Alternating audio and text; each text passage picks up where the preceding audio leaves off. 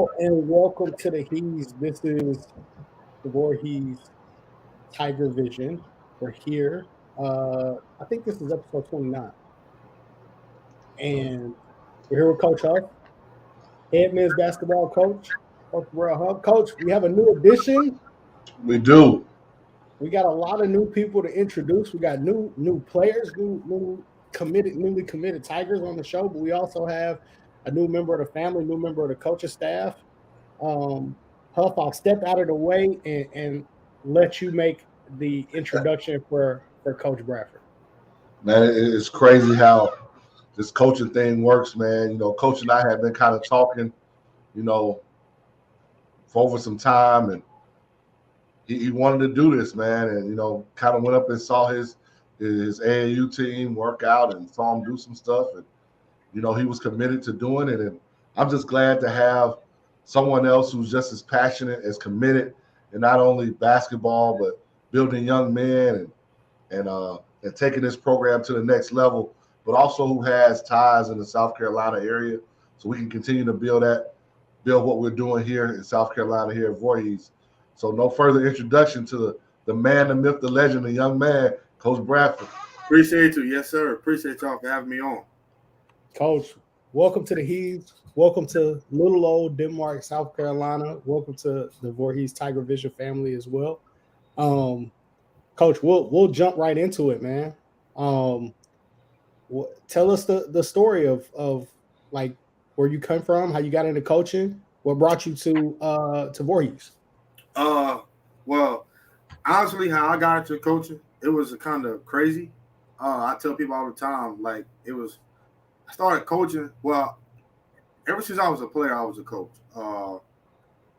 Ever since I was a player, I was a coach. Like I always stepped on the basketball court as a player, and I'll never forget my head coach at Camden High School, Coach Ron Mackey. He actually just retired, so I want to shout him out while I'm on here. But I never forget, he always come up to me like, "You got a better connection with the players than I do," and he always fuss at me about it. I'm like, Coach, like, that's just me. Like when I play so hard with a passion, and just like the guys that kind of feed off my energy. So I just started coaching in, I would say, maybe my 8th grade year of middle school. I was in 8th grade, and my granddad, me and him always talk trash in the backyard, and it's like I stopped playing versus him and started coaching him.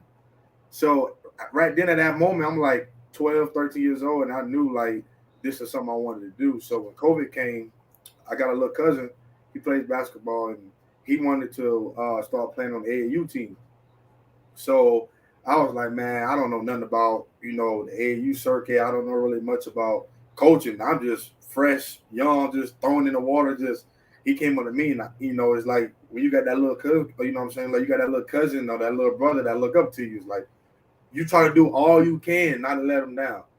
So that's what I did. I kind of went in the water and kind of started up the AAU team 803, and we actually went to a tournament, and it was we beat everybody, and people thought I looked good, but it wasn't me. I didn't know nothing. I didn't know nothing. Like I just knew layup, free throw, 3-pointer, the simple basketball stuff. I just young advocate in the community. Everybody know me, so I had some of the best players on my team.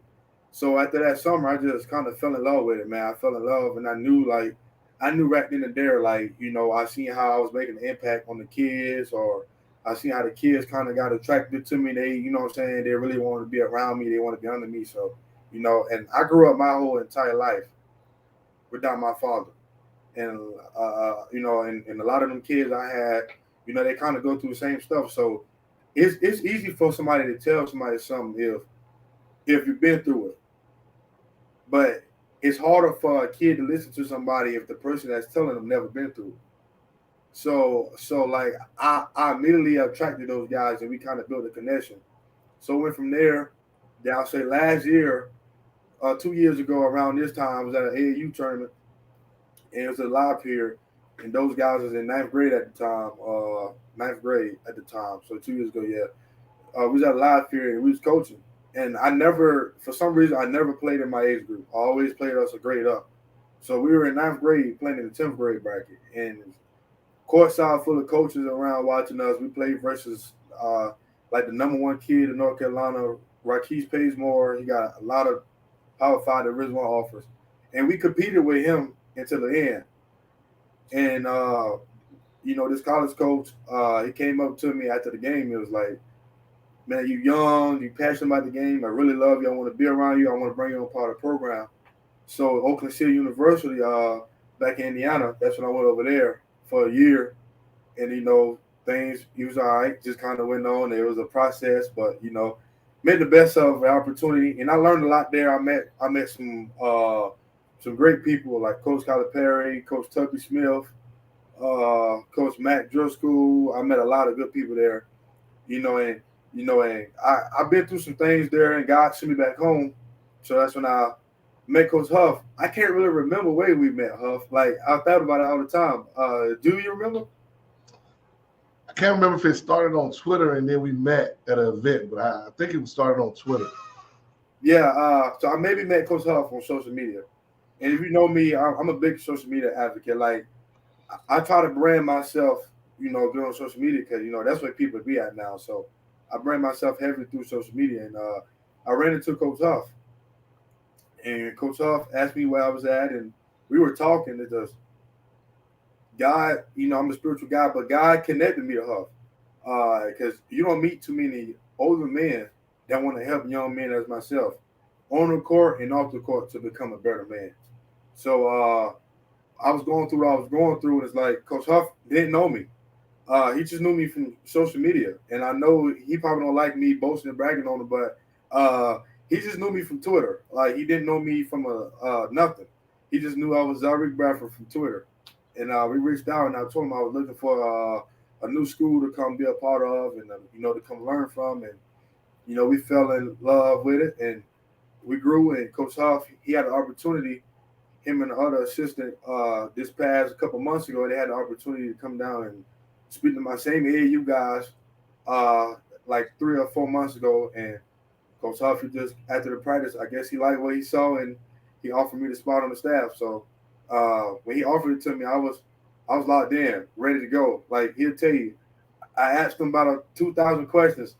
I asked him about 2,000 questions, but I just wanted to make sure, I was at the right spot. And I want to make sure I wanted to make sure I wasn't making a decision, and it was the right place where God was sending me. So I felt, I met Coach Huff, and Coach Huff kind of sent me there, and I talked to my family, and my family fell in love with him. I tell my granddad all the time. My granddaddy got him all on social media. My granddaddy love him, and I'm ready to be a part of Voorhees. I'm ready to be a part of the basketball program, the education system. I'm ready to be around the players, and I'm just ready to build and just try to take this thing to another level. And I don't plan on going nowhere else, man. This is where I'm gonna be at. Coach Bradford, you'll get to know me here pretty quickly. I'll always ask the most uncomfortable questions first. So the first one I'm going to give you, it is 5:50 a.m. Where are you? Oh, I'm actually in Gaffney, South Carolina, working. I'm not here recruiting at Gaffney. I was at a shootout. It's about 12 o'clock. Coach Huff got me out here working on the shootout. And he asked me to be on, so I made time to come to his office. And I'm in another coach's office currently right now to get on the podcast. Oh, so you're going to fit in fine. You're at work already. Yeah. Yeah. You're going to fit in just fine. Yeah. I hope you like mornings. I hope you like the early mornings. Those practices can be a bit early.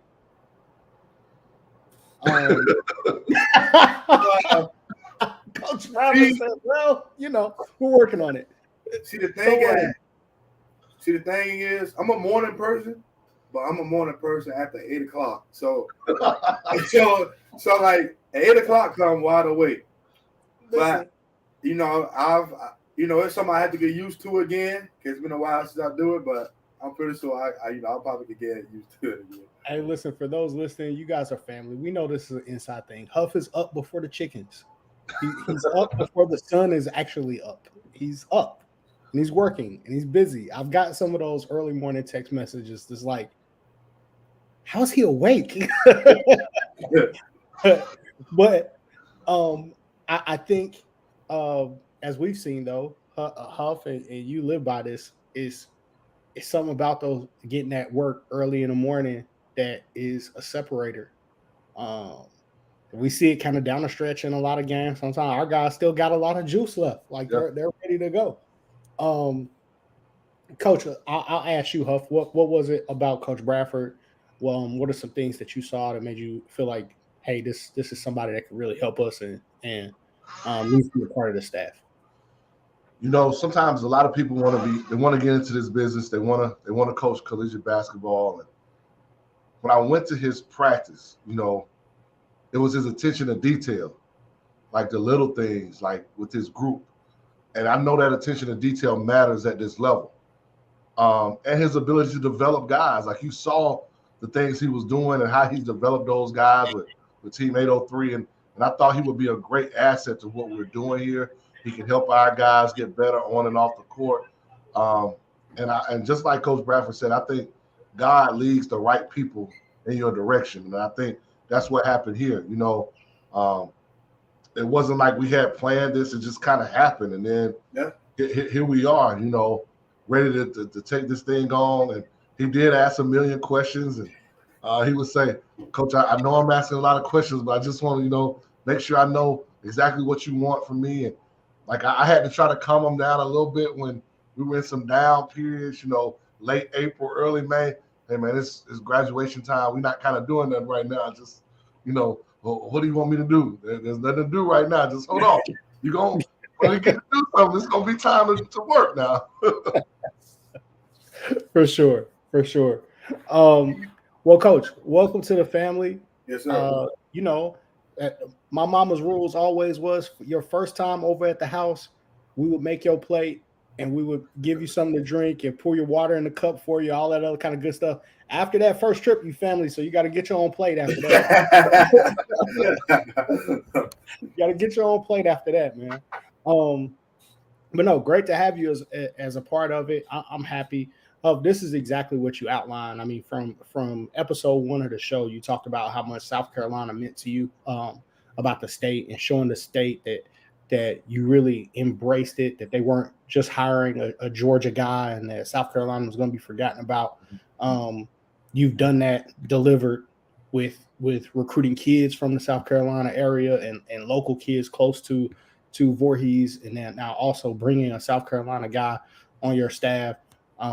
Has just kind of doubled down on you know how much the state of South Carolina means to you, and you wrapping your arms around it, and the state and making the state into family. So we like to say I don't want to say put a fence around it, but we want to definitely say, you know, South Carolina, the Palmetto State, and Georgia, the Peach State. We want to make sure they understand that Voorhees is always home for them. For sure. Done an amazing job. I think one of the things, Huff, as we get into, and we kind of plan to talk about this with the upcoming summer explosion, I don't know that people understand how huge that is. Sometimes, if folks, I want to put you like this.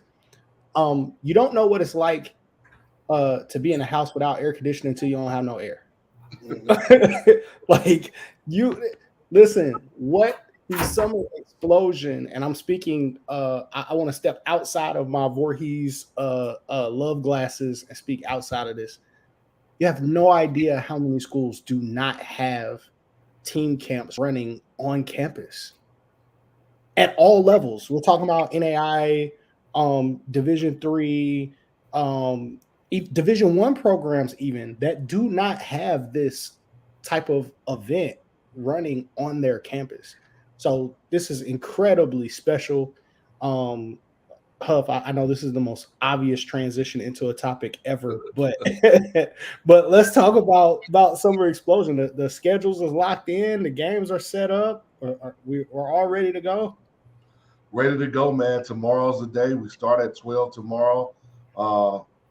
With definitely, again, you see that South Carolina and that Georgia, you know, kind of bond that we have, but being able to get some of these teams like Groves out of Georgia and Swansea and Stahl from the Charleston area and Barnwell, which is not that far from us, and Fox Creek and Greenbrier from the Augusta area.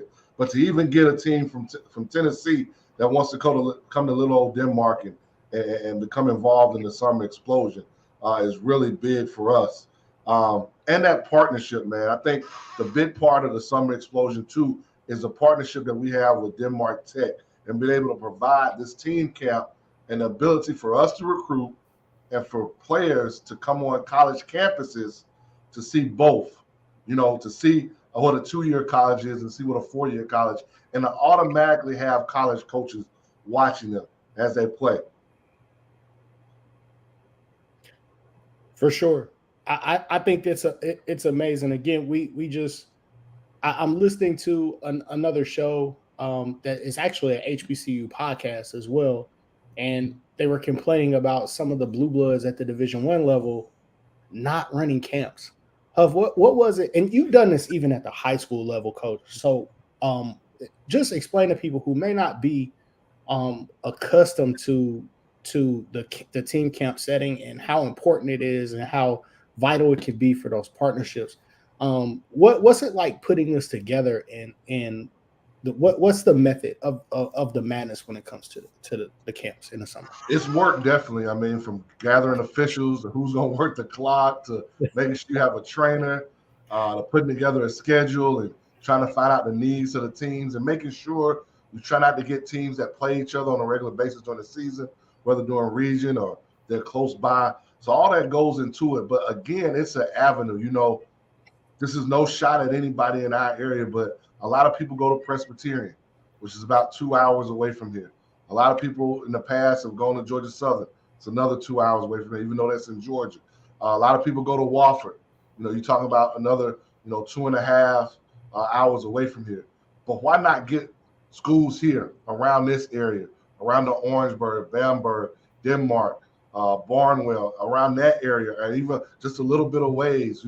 Swansea's not that far. Even teams that's in Columbia who may go to the University of South Carolina, give them an opportunity to come on a college campus and participate in a team camp to play teams they don't normally see, right? And because let's be honest, every kid's not going to go play high major Division I if you're talking about USC, or even Division I period if you're talking about Presbyterian or Wofford. But the opportunity to allow these kids and these programs to get better during the summer, to play with a shot clock, as Georgia's already had the shot clock, South Carolina's moving to it, to give them the opportunity to get better. And for us as a university, for Denmark Tech, for them as a college, to be able to get people on their campus to see what we have to offer. Like, it's a win-win situation. It's not just a basketball recruitment tool, it's a school recruitment tool. And I think that's really big. Shout out to Coach Tech, who's on here, head coach at Florida College. For sure. And for people, again, that are listening to this and trying to figure out, man, how important is this really? I think what Huff just touched on is super important. We just showed the list of all the teams that were going to be attending Summer Explosion. We're talking about their full roster coming on campus. Yeah. Multiple teams, like you get to see all of these kids right on campus. For coaches, it's a benefit because, like, how often do you get right? You walk into an AAU event and it's like 500,000 kids that you have to try to see. Now you get an opportunity to see some kids a little more close up. We've seen multiple coaches, even from different schools, attend these events. And for us, again, no shot at anybody else. We purposely did it this. We've got one gym here, one gym at Denmark Tech. So our staff is going to be watching your kids play, right? Last year, we were able to have offers out to kids. And if we didn't know right away, we invited them to our elite camp to watch them more. Or we wrote their name down so we could go watch them at AAU in July. Like, this is important for us. This is not a money-making tool. There are team camps that are out there that are money-making tools. For us, it's recruitment. It's one of the easiest ways for us to be able to see talent and for talent to be able to see what Voorhees and actually Denmark Tech have to offer. And I don't think – I want to reiterate that point because I want people to understand that that's why it's called the Denmark Summer Explosion, right? Because Denmark in ourselves, we are in Denmark. We're about this community, and we want people to understand that. And we want to get the best talent at both our schools. And if that means they get them for 2 years and I get them the next 2 years, so be it. It does happen, as we recently saw. So I think it's great. It's an amazing tool. It's been successful at every stop that you've had it. It worked extremely well at the high school level. I feel like it worked extremely well. You had multiple state champions, if I'm not mistaken, playing in the Summer Explosion last year. A lot of highly talented kids were expecting the same thing from this group coming in this year. And we get teams that come back. You know, both of those state champions, Grovetown and Cross Creek, they won't be at tomorrow's, but they'll be at next Wednesdays. And I think you have that schedule where next Wednesdays gets even bigger with the amount of teams that we have coming. You know, that's important. I think when you can get teams that always want to come back, and it's not just because it's right down the road, it's because they know the level of competition they're going to get here, as well as we're watching your kids, as well as the hospitality that we're going to show you. You know, it's a perfect opportunity. And I just wanted to make sure that we did that. When I got the job, it was one of the things that I knew I was going to do right off the bat, was try to get a team camp going. Outstanding. Team camp and elite camp. Huff won't tell you this, but I'll tell you, if you don't have it on campus, your coach is slacking. And let me add this: it's not just for us. We actually, you know, we're going to have one of the writers for On the Radar Hoops is going to be there tomorrow, and then next week, Love of the Game is going to be down there, as well as Baseline, the Sideline. So we've got national people, reporters who can come out who are not going to be pushing, you know, who played well, what teams played well. You know, it's not just about who we can get at Voorhees. It's about where these kids trying to go to use basketball to pay for their education. And, you know, I can't get all 15 on every team, but somebody else out there can use a player. So we're just trying to help all these players, you know, fulfill their dreams. For sure. And there was a couple of kids that actually blew up last year. Oh, yeah. It's pretty big time. Yeah, we'll talk about that matchup later. But great matchups last year. That East Coweta and the team from actually that's close to you guys from South Carolina. That's right in town. Yeah, that was a battled. Yep. Battled. A great game. Multiple Division I players on the floor in that game. A outstanding basketball game. So, guys, you got to be there. Huff, what's the cost to attend Summer Explosion to watch? Let's get that information in the first $5. You come in, you're there all day. Watch as many games you want. Go to gym if you want to. Like we're not trying to hit you over the head, and you know this is not AAU. I know you two guys coach AAU. I'm not charging you $40 on a Saturday to get in. Hey, 20 to get in, 20 to park, just like the club. No parking fee. Just come support your kids. We got concession stand. You know, if you don't want to go out to one of our local businesses, but please support our local businesses. You know, if you come in town, you know, Tootin's is right down the road. If you want some chicken, feel free to go wherever you need to eat and come on back. But we definitely have a concession stand run by our very only Coach Jay, the Tiger Spot. You know, that's his pride and joy now. Coach Jay's Tiger Spot concession doing Summer Explosion is his pride and joy. He's probably cooking up his own grilling his hot dogs right now. Listen, I'm going to show the Tiger Spot some love because in a pinch, right, when I didn't want to leave the gym again, I went to the seafood spot, which was incredible too. So Tootin's is incredible. That's a great place to eat. Seafood. Oh, man, it's so good. Hey, listen, you know the food is good when you pass out the food to the kids in the car and the whole car gets quiet. Yep. All you hear is bags rumbling and like that's how you know the food was pretty good. So it was great. But I didn't want to leave again because I didn't want to miss any of the matchups last year during Summer Explosion. So I hit James up at the concession stand, the Tiger spot, little starburst action, some M&Ms, you know what I mean, a Powerade, got me together, got me through the game. He even has that popcorn ready for you if you need the popcorn. For sure. So, we was working James too in that concession stand. Little kids running up, everybody was coming at the same time.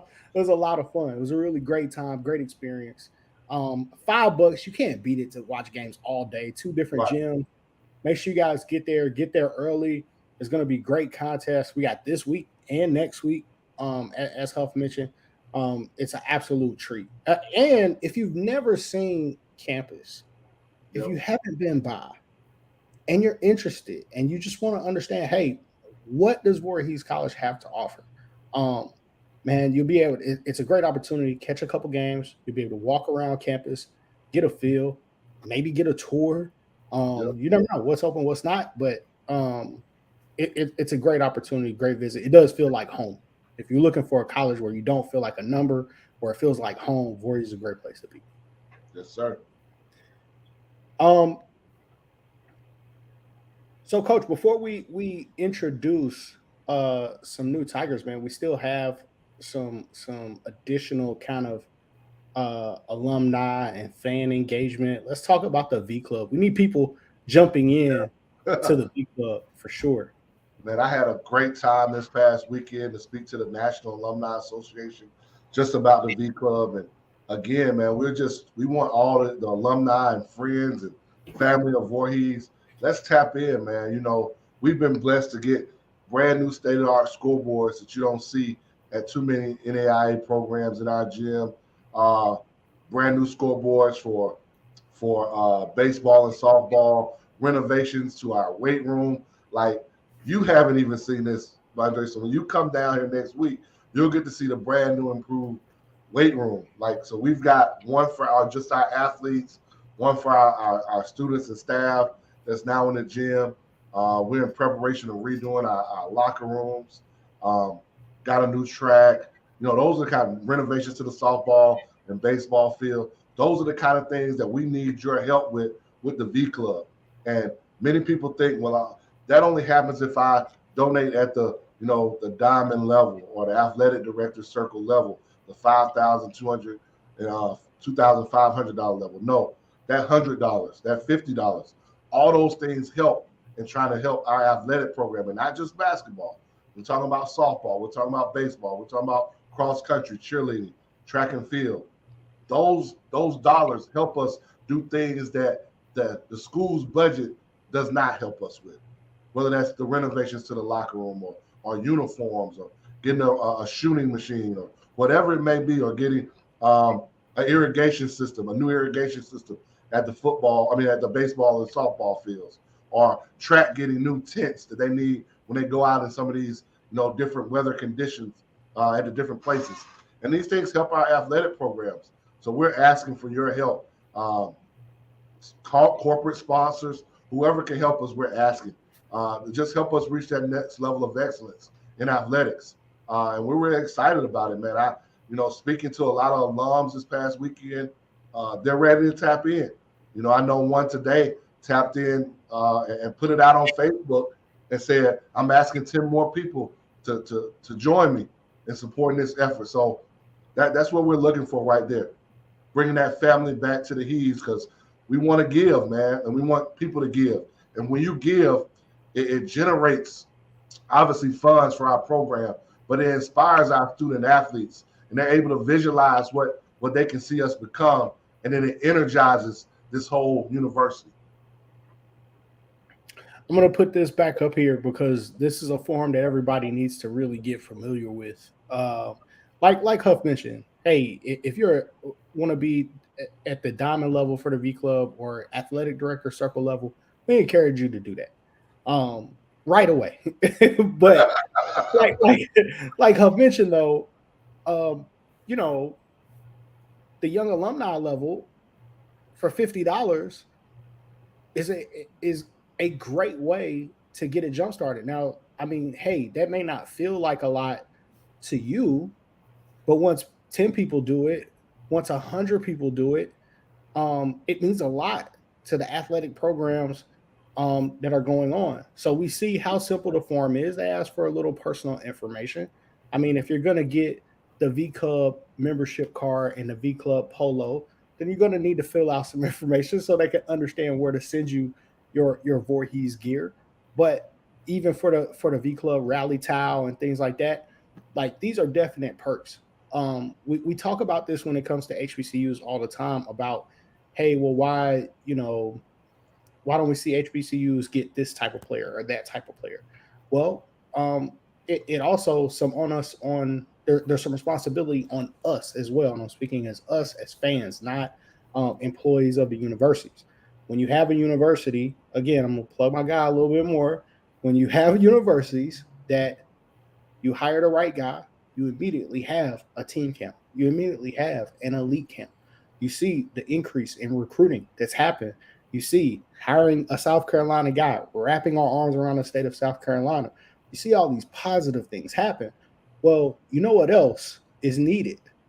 Hey, the facilities got to match up. The weight room, the recovery of ice tubs and all that kind of stuff, so that you could compete in recruiting with the who's who's. I won't name other schools, but so that you could be very competitive when it comes to recruiting, and HBCUs can put out that level product that everybody expects. So we're talking about somebody that's already won a conference championship. We're looking to go get another one. I'm calling it early. This is our year. COVID will not interfere with us this year. Finding wood to knock on. COVID will not interfere with us this year. And we're going back to where we belong, which is at the top of the conference. But we need your help. We need everybody's help to jump into the V Club. No amount is too small. It's not. And if you don't like the form, all you got to do is go online. If you go to the Voorhees website, click on athletics, scroll down, you'll see donate to the V Club. It'll select what dollar amount. If you want to and here's the other part. If you just want to say, I'm an alum and I played baseball and I want to give my money to baseball, that's fine too. Or if you just want to give it to general athletics, so it goes to everybody. Whatever you want to do, there's an opportunity for you here. And this is the V Club polo. It's not a cheap polo. I think that is a Nike sign on it, right? I mean, no expenses were spared. And our athletic director, Miss Charlene Johnson, she spearheaded this, and when she brought me on, this is what she wanted us to become and wanted us to move forward to the next level of excellence. And when you talk about something, I used to work for a boss, and when I worked in high school, and she asked the staff, she said, if you couldn't send your son or daughter to this school, you're probably at the wrong place. And I'm going to flip that for you, because if I wasn't already a member, even though I work here, or more importantly, if our 10th president, Ronnie Hopkins, wasn't a member, and I know he may hate me saying this, but he's not a young alumni member, he's a diamond member, to say he's behind what we're trying to do, then that lets you know how important this V Club is to the very top of our institution, the man who leads the charge and wants us to get to the next level of excellence. Outstanding. We mentioned all the upgrades that are already taking place. This is not the building fund. Not the love offer. With the thermometer, this is not that. So new scoreboard, new floor. I can't wait to see new weight room or upgraded weight room. I can't wait to see it. These are vital to the success of any program. So I don't want you to think, oh man, this is the tithing podcast. It's not, but this is just to help us understand that, hey, look, this is a means to the end that we all are looking for, right? We want to be conference champions every year. We want to be national champions, right? Yep. Which means we have to play at that level, coach at that level, recruit at that level. Everybody's got to be on board. So making great strides. It's not like we're not getting there. But and man, I hope Coach Jay didn't miss our shout out about the Tiger spot. We would give him all this love. Showed you a lot of love. Shouted you out, man. I appreciate Coach Jay too, man. Georgia Man Up appreciates you as well, Coach Jay. So speaking of our new Tigers, man, we've got a new Tiger to add. I feel like this is becoming a pretty regular occurrence here, man. Like we're getting it done this summer. And he's this one is the period. He's the period on the 2022 recruiting class. But welcoming back home to South Carolina, Malachi Johnson, 6'8", post transfer from Cumberland University. He's from the North Charleston area. Love getting this extremely physical big man in the stable. Excited what he can bring to the table, man. He's got so much ability, so much poise. He's going to bring some leadership to us too. So really excited to bring him home. And if you know anything, he's no stranger to Denmark. His dad played at Denmark Tech. His mom is a legend, a Georgia legend, Katrina McClain, who played at the University of Georgia. If you go look it up, you'll see what I mean when I say a legend. So we're just excited, man, excited about the possibility of what he'll bring to us. I think in this recruiting class, as he puts the period to our recruiting class of 9 athletes, we were intentionally deliberate in what we needed and what we needed to help our team this year. We wanted to get more physical. We wanted to get more length. We wanted to get tougher. And I think we did all that. Obviously, you want skill. But I think that toughness and that physicality and the length, we really did that with this recruiting class. You know, from Malachi Johnson, who we just showed, 6'8", post-transfer, to Durante Foster, 6'8", for the transfer from Middle Georgia, even to Malachi Scott, the 6'7", Ford freshman from California. But we mixed in transfers and got a JUCO and got 5 high school guys. And that's what I really want people to understand, is that we're not just recruiting transfers. I know the portal is really big. We're not just recruiting JUCO guys, and we're not just recruiting high school guys. It's a mixture. It's a mixture, and I think we did a great job with that mix in this recruiting class. Shout out to Coach Jay, because we spent multiple days on the road to get this done. Listen, Coach, I owe you dinner, man. Whatever you guys are looking for, I definitely owe you dinner. We got some guys in here. I want to let's take this question. Coaches, Coach Bradford, Coach Huff, I think this is a great question for both of you guys, as the summer's not finished. We still have live periods out in July, so there still could be some action. But as you just mentioned, what the recruiting class at Voorhees looked like, already a pretty crowded class, like a very, very solid class of mixed transfers, JUCOs, high school kids. Coach Bradford, you've been coaching AAU and you've been out on the road as well, working. What's everybody's thoughts on the 2023 class, or 2023 class, 2022 class? How we feel like the AAU circuit has been, any changes that we've seen since COVID, impacts, things like that? How's everybody feeling? Well, my personal opinion, just from being on the AAU circuit with COVID coming, I personally think that helps South Carolina more. And I say that because you got to go to tournaments where people are going to see you. And I think the Rock Hill Sports and Event Center at Rock Hill, that facility itself is an attention grabber to college coaches.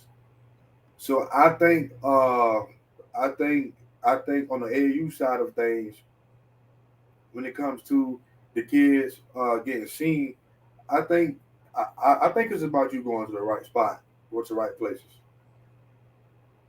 Gotcha. I would agree with Coach Bradford. The Rock Hill Event Center is amazing, and what Big Shots and Phenom Hoops have done consistently, placing events there, but also Sean Williams on the radar has been there too. Like, they constantly have college coaches there. Now, I will say 2022 has been a different beast when it comes to recruiting.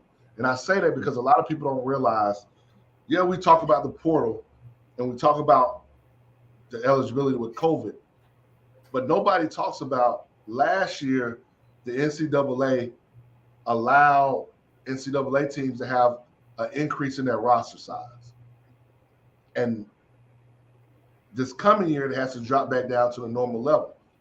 So that was part of the influx of a lot of kids in the portal and why college coaches weren't looking at high school guys.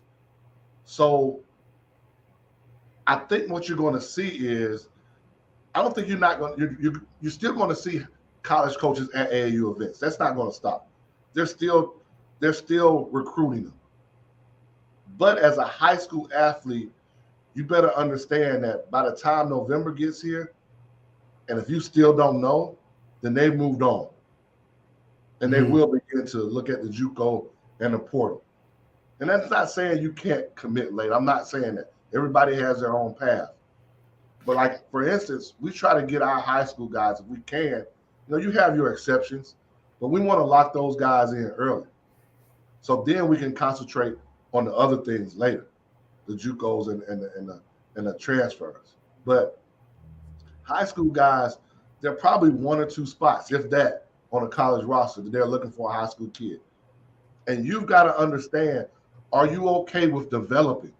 Like, maybe not coming in as a freshman and playing the minutes that you want to play, because every college coach wants to get old and stay old. When I first heard that statement, I was kind of like, well, what do you mean by that? But I understand it, because there's nothing like experience. And I don't care what that experience, if you've had that collegiate experience and know what it means to get up for a 6 a.m. workout or practice every day, to know what it means to have individuals, to still go to class, to still have weights, to still have study hall, that experience is invaluable. But too many times, whether we're parents, players, high school coaches, AAU coaches, we look at the top 10%, as we say, of freshmen who go into college basketball and dominate and say, oh man, my kid can do that too.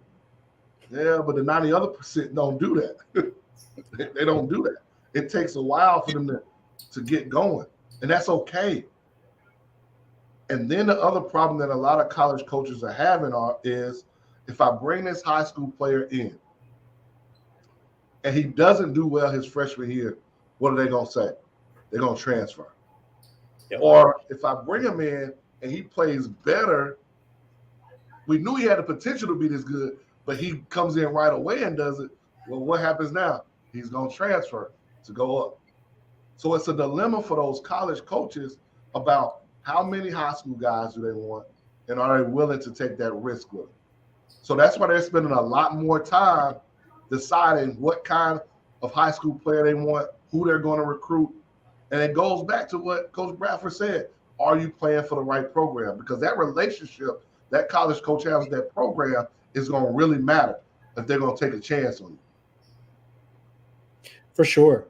And I'll just add this as a AAU coach. The one thing that I see that is different now is you have so many kids talking about being a one and done, and not just one and done and going to the league. I think many kids are not that delusional, but what they are very delusional about is, well, I'm going to go JUCO and be one and done. I'm going to and go up. I'm going to go NAIA and be one and done and go up. What I've gotten on so many kids about more than ever this year is the only thing you're guaranteeing when you have that mentality is that you're not going anywhere. Because you're walking in and you're not bought in to what you need to learn and how much more you need to improve to play above the level that you're currently being recruited at. You're not open to that. You just, when you already have it set in your mind that you're going to be a one and done, you're thinking about minutes, you're thinking about shot attempts, you're thinking about all the wrong stuff, because you're going to go to your college practice and you're going to get smoked for about 3 weeks. Like, they're going to kill you. You're not going to know anything. You don't know any of the drills. These guys, like Huff said, have all the experience. They're going to be bigger, faster, stronger. 9 times out of 10, they're going to push you around. You're going to get scored on a whole lot because you can't guard anybody. At most high school kids, anyway, can't guard anybody at the college level. So mentally, if you're prepared that I'm going to go, I'm buying in, I'm learning, I'm going to try to help my team win, those guys eventually work really hard. They improve, they get better, and they have opportunities later. We told all our freshmen, just to be honest, like, you got to be mentally prepared that maybe you won't play as a freshman. For sure. And you got to be okay with that. Because it is okay. Right. And that's not telling them I won't play them, because anybody that knows me knows if you're good enough, you're going to get on the floor playing for me. But they got to understand how tough it is, like, to get regular minutes as a freshman at any level. And when you start talking about making the jump, yes, let me tell you, NAIA has great talent. We have 9 guys, if my number is not off, who have made the jump to Division I. Yes. A couple of those high major too. Right. A couple high major ones too. 9 guys who made the jump from NAIA to Division I. I don't think one of them was a freshman. Nope. If I'm not mistaken. And we always talk about, when we talk about the transfer portal, which a lot of kids look at, they only talk about the Division I transfer portal. Well, their transfer portal in Division II, there's an NAIA transfer portal. How many of those kids are still out there looking? Huff, the last time I checked, and it's been a couple of weeks now, though, so grant me that. It's been a couple of weeks. But the last time I checked, the number was staggering of the number of kids. I want to say it was about 50%. Yes. So you got 50% that found a new home. Yes. There's still 50% of kids who are trying to figure out where they're going and maybe didn't get the right advice. I'm not going to say they all didn't. I mean, every situation is not right for everybody. I'm a firm believer in that. For sure. But some of them did not get the right advice, unfortunately. Hey, the two pieces of advice that I took with me as a coach is you are what you can guard, and you are the level that you're being recruited at. 2 really easy things to accept. You are what you can guard, and you are the level that you're currently being recruited at. And I also think we are, because this portal and everything, people are talking about that, and we're using it saying, well, now these coaches aren't recruiting us. Well, if you really go back and look at Division II has always been a portal-heavy level anyway, trying to get transfers. Yep. And if you really want to be honest, every level is trying to recruit a level above them. Mm-hmm. I don't want to, please understand me when I say I don't want to just recruit an NAIA level player. Oh, he can play NAIA. I want to recruit somebody who should be playing D2, D1. Right? That D2 coach is trying to recruit a Division I player. That low major Division I coach is trying to recruit a mid major. That mid major is trying to recruit a high major. And that high major is trying to recruit a pro. Like Coach Bradford's cousin, if I'm not mistaken, is G.G. Jackson.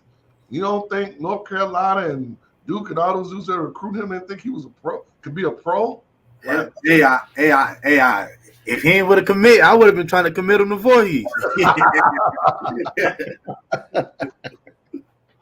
For sure. Hey, listen, we didn't plan to hit that topic, but I am glad the question came up because it is very important. So yeah, I think that's why you haven't seen so much noise around AAU this year, because I think the hype is leaving the building, and now we're stuck with what's real. We're stuck with what's solid.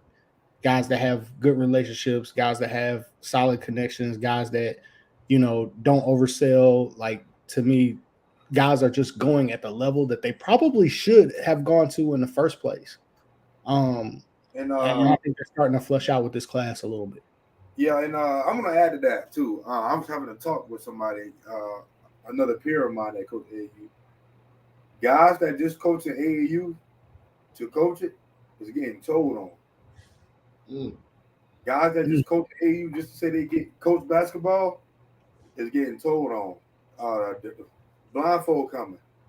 The blindfold coming. And that's why I always tell my guys now, you guys now, like 75% of your recruitment is on me. And as an AAU coach, I know I got to be educated enough to put you in the right position. I know I got to have networks and connections to do that. If not, I'm just saying I'm coaching basketball to do it. So that's why it's very important that AAU coaches and players and parents are very detailed with where they let their kid go. Do not just put your kid on a team and don't do background check on the team. And I'm speaking from experience because I love my family left, but that's what happened to me when I was a player. I was just thrown on a background team for Camden, and just to say I'm going, and we going all across the world to play. No coaches there. It's June live period, and I'm still playing AAU. So it's very important, man. It's very important. That's a good question that we asked. It's very important that AAU means a lot. AAU means a lot, and unfortunately, that's the way the poll has been. And me, I've been at AAU for about 4 years now, and I have seen a decrease in college coaches at AAU events. But what I can say is South Carolina has been consistent. Rock Hill has been consistent with college coaches a lot period. Because I seen on Twitter the live period in April, I got a homeboy. They went to Georgia, and he put live period wasn't so live, and I retweeted it. Not back in South Carolina, because Rock Hill was flooded with D2s and mid-major D1s want to come in there and just check the kids out. Yeah, April. I think that's one thing too, and I don't know, Huff, if you guys run into that at all on the NAI level. I think the NCAA is going to have to consider changing the April schedule a little bit. I think you may have suggested this on one of our previous shows as well. Yeah, we talked about it a little bit. I think it may be some time with the portal and everything to maybe push it back a little bit, the live period in April, to help. Because you got to realize there are a lot of teams, a lot of programs. You had teams out there at Division I level or any level that lost 8 guys on their team to the portal. So they've got to replace those guys, and they're not replacing them with 8 freshmen. I can tell you that. So what they're doing, they're having on-campus visits during those times when the live period is going on. For sure. And so they're not out as much. But I will say this as a college coach with this new era win. We can't keep talking about I wish it would go back to this.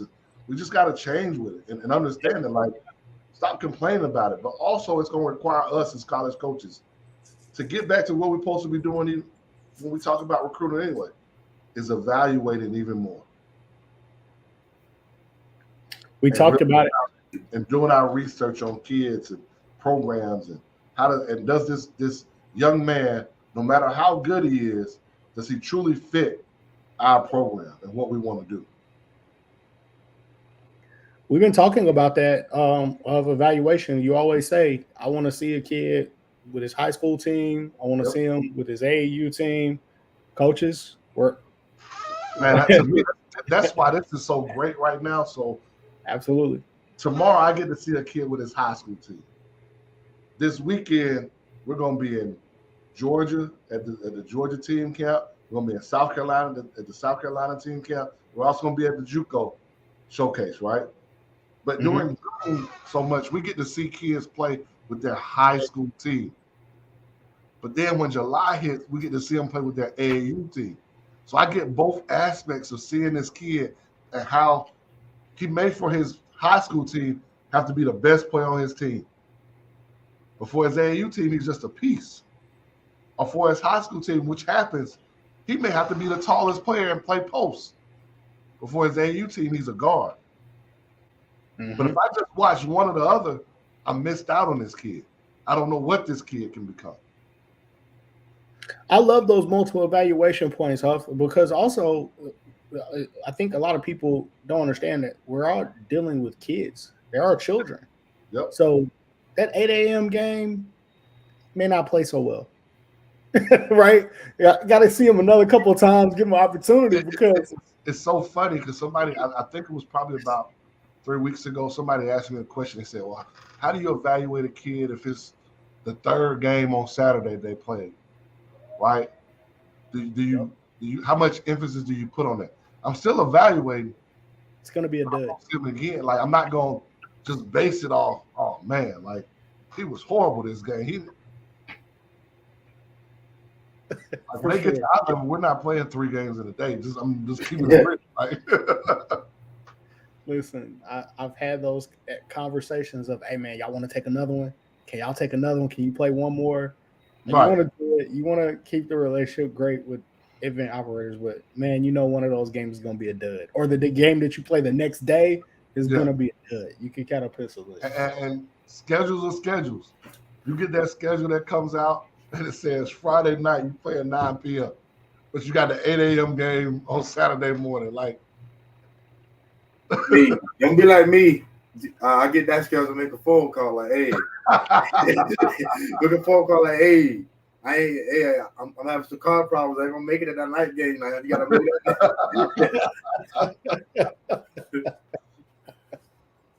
that. We took it on the chin in April, 9 at night, 9 in the morning. But I like to see my kids in those environments because at the end of the day, it's some adversity involved with this, right? Like we understand what it is. And I think that's why at least the Georgia team camp is going to be interesting. You know, every year they try to throw something different at you to make it even better. This bracket play, like if you win, it means a little bit more this year. It's going to be interesting. For sure. I love it. Fellas, it's great checking in with you on the program. Look forward to. Notice also how Huff just listed out of all the places that Voorhees was going to be out recruiting. Guys, HBCU or not, there are no excuses. Got Tiger family. We have a great coach that's getting it done. Let's wrap our arms around the program. We have a great coach that's getting it done. South Carolina, Georgia, and the JUCO showcase. Our guys are out working it and beating the streets and getting it done so we can be the best. I mean, Coach Bradford can tell you, I think since June 7th, where have you been since June 7th, Coach Bradford? Man, I've been Gaffney one time. I've been, Rock Hill. I've been back here. I've been grinding, bro. Like we don't leave any stone unturned. We just try to find the right pieces that's gonna fit us. And we try to be as upfront and honest as possible when people reach out to us and ask us what we need. Like, this will be the first time going into next year, at least right now, on what's the date, June 14th. Yep. Our 2023 class, we're best available. We don't know exactly what we're going to need right now. It's the first time we've ever been able to say that in my tenure here at Voorhees, right? So it allows us to watch a whole bunch of stuff, but yet that can also change by July. That can change by August. And we definitely know it can change by the end of the season on what we need. But just coaches understand we're out. If you see us out, you can come speak to us. Don't give us your whole roster and say we need to recruit your whole roster. But, you know. I had that happen today, matter of fact. But we are definitely out, you know, trying to find the next Voorhees Tiger. And try to make sure we get better. And, you know, we're here to try to help. If you got a question, it may not even have to do with Voorhees, just deal with recruiting. We're here to help if we can. Great stuff. Make sure y'all say hello when you see them out. Voorhees family, join the V Club. Yes, sir. Join the V Club. It's a great place to be. I'll be a V Club member again this year. We'll talk about that donation number. Let me go downstairs and see how the wife is feeling. Hey, Huff, if she had a great day, we'll go ahead and make the donation today. Right. If work was tough, we'll try again next week. It's okay. I know how this works. But guys, make sure you join the V Club. Support the athletic programs. If you see Coach Bradford out, Coach, where are you planning to be this week? I know you'll be Summer Exposure on Wednesday, but I'll be at Rock Hill this weekend and Greenville next weekend. Outstanding. Make sure y'all see show Coach Bradford some love when you see him out. Recruiting, same with Coach Huff, Coach Williams. Everybody gonna be beating the streets for the next Voorhees Tigers. So make sure y'all say hello and speak to our guys while they out there. So love everybody for tuning in, man. Thank you guys so much for being a part of it. Hey, Malachi Johnson, the world is yours, sir. Can't wait for you to get back home. Welcome home, big fella. To all the other commitments to the Voorhees Tigers, man. Hey, listen, buckle up. It's going to be a outstanding, amazing, incredible year. Last thing before we go, Monday, we're gonna have to figure out some nicknames. We got 2 Malachis, 2 Keishans, 3 Amaris. Like it's gonna be. Hey Amari, what are you doing? And 3 of them just look at you like, what are you doing? Hey, coach, I'm on it. But I gotta see what numbers everybody gets assigned. That's gonna help me with the nickname. But I'm on it. No worries. And they'll be funny. No worries at all. All the nicknames will be funny. I got a joke, but I'll tell it off air. Guys, we love you guys. We'll be back for a check-in after the summer explosion with all details. We'll probably check in next Tuesday this time before next week's summer explosion. We'll recap what happened this week and give you an outlook on what's to come next week. So until then, love you guys. We're out.